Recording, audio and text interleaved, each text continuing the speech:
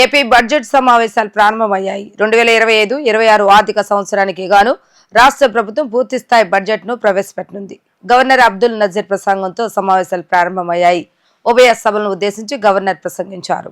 20 రోజుల పాటు బడ్జెట్ సమావేశాలు కొనసాగే అవకాశం ఉంది. సమావేశాల నేపథ్యంలో శాసనసభ వద్ద భారీ భద్రతను ఏర్పాటు చేశారు. ప్రకాశం బ్యారేజ్ నుంచి అసెంబ్లీకి వెళ్లే మార్గంలో కూడా కట్టుదిట్టమైన భద్రతను ఏర్పాటు చేశారు. అసెంబ్లీ ఆవరణలో మంత్రులు, ఎమ్మెల్యేలు, ఎమ్మెల్సీల పిఏలకు అనుమతి లేదని స్పీకర్ అయ్యన్న పాత్రుడు స్పష్టం చేశారు. ముఖ్యమంత్రి మంత్రులను కలిసేవారు అసెంబ్లీకి కాకుండా నేరుగా సీఎంఓకు వెళ్లాలని ఆదేశించారు. మరోవైపు అసెంబ్లీ సమావేశాలకు హాజరు కావాలని వైసీపీ నిర్ణయించారు. ప్రతిపక్ష హోదా ఇస్తేనే సభకు వస్తానని గతంలో చెప్పిన జగన్ ఈ రోజు సభకు హాజరు కావాలని నిర్ణయించారు. ఏ సభ్యుడైనా సభకు 60 రోజుల పాటు హాజరు కాకపోతే వారిపై అనర్హత వేటు పడే అవకాశం ఉంది. గవర్నర్ ప్రసంగం తర్వాత సభ వాయిదా పడుతుంది. ఆ తర్వాత బీఏసీ సమావేశం జరుగుతుంది. ఈ సమావేశంలో అసెంబ్లీల సమావేశాలను ఎన్ని రోజులు నిర్వహించాలి, ఏ అంశాలపై చర్చించాలి అనే దాన్ని నిర్ణయిస్తారు.